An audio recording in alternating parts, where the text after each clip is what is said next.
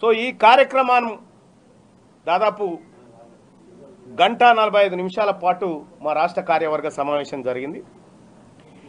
ఇప్పటివరకు తెలంగాణ రాష్ట్రంలో పార్టీ ఆవిర్భావం అనేటువంటి అంశమే కానీ ఈ పార్టీ కామన్ మినిమంగా ఏం చేయబోతా ఉంది ప్రజలకు అనేది 10 పాయింట్ల ద్వారా వరంగల్ డిక్లరేషన్లో గౌరవ మీడియా ముందు ఉంచుతున్నాం.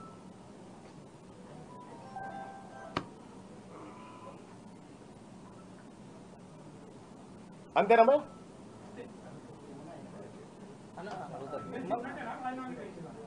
ఎమ్మెల్సీ అంటే ఇప్పుడు చాలా మంది ఆ బీఆర్ఎస్ లో గెలిచి కాంగ్రెస్ లో చేరారు కదా, వాళ్ళ దాన్ని అయిన తర్వాత నా దానికి వద్దామని చూస్తాను.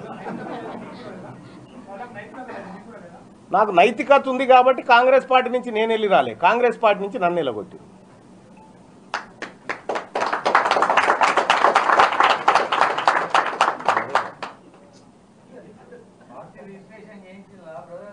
పార్టీ రిజిస్ట్రేషన్ ప్రక్రియ దాదాపుగా పూర్తయింది.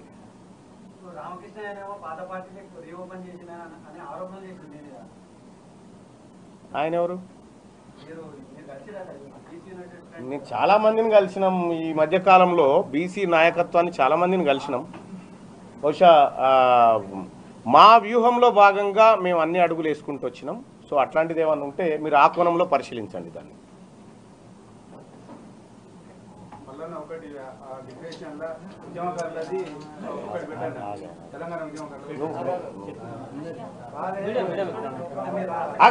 వాళ్ళకి ఛాన్స్ ఏది? జయశంకర్ సార్ జాతి పిత అని చెప్పడం అంటే ఈ ఉద్యమానికి అత్యంత కీలకమైన గౌరవం ఇవ్వడం అన్నట్టు. మొదటి పాయింటే అది.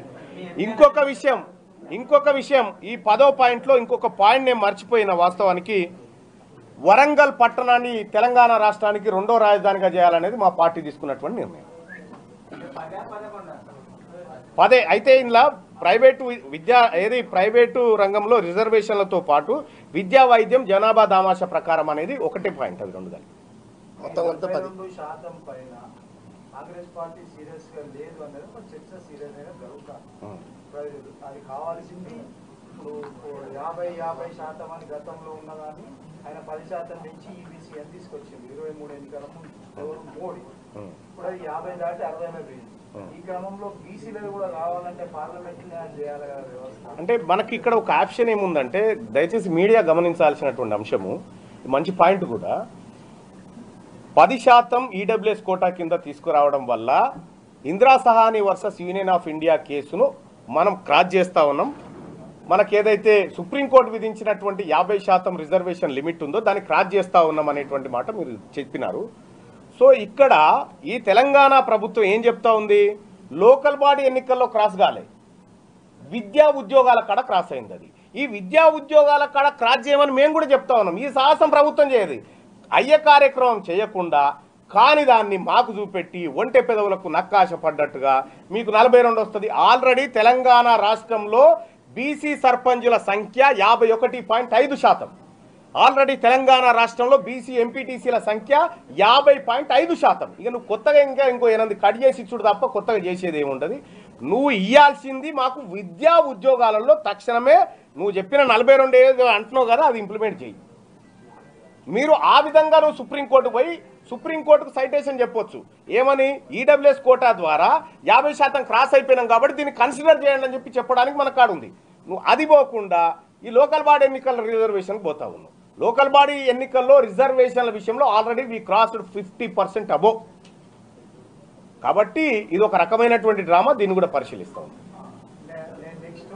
రాబోయే రోజుల్లో పార్టీ మీతో కలిసిపోదాం అనుకునే వాళ్ళతో కలిసిపోయే అవకాశాలు ఇప్పుడు కాంగ్రెస్ పార్టీని మా దాంట్లో విలీనం చేస్తామన్నా ఒప్పుకుంటాం, మాకేం ఇబ్బంది లేదు. కాకపోతే నేనేమంటున్నా భయ్యా, మాతో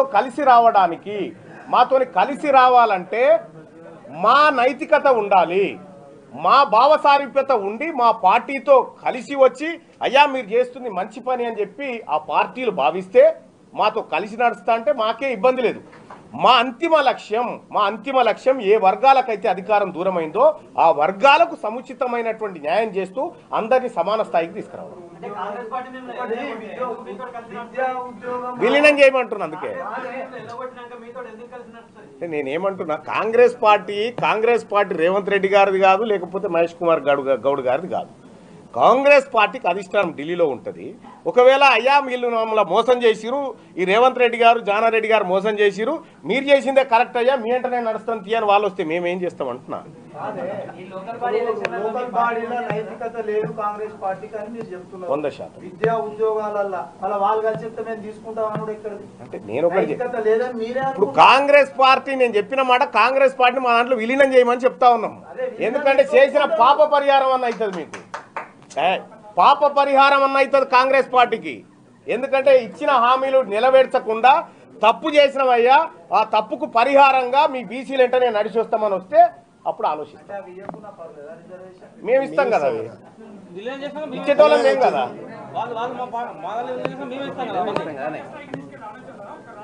లేదు, తెలంగాణ రాష్ట్రం మీదనే మా ప్రధానమైనటువంటి ఫోకస్. అంటే ఒక విషయం ఏం చెప్తా ఉన్నాము, అది సాధ్యపడేటువంటి అంశం కూడా కాదు చెప్తా ఉన్నాం. కాకపోతే ఏంటంటే మేము అంతదాకా కూడా ఆలోచిస్తూ ఉన్నాము.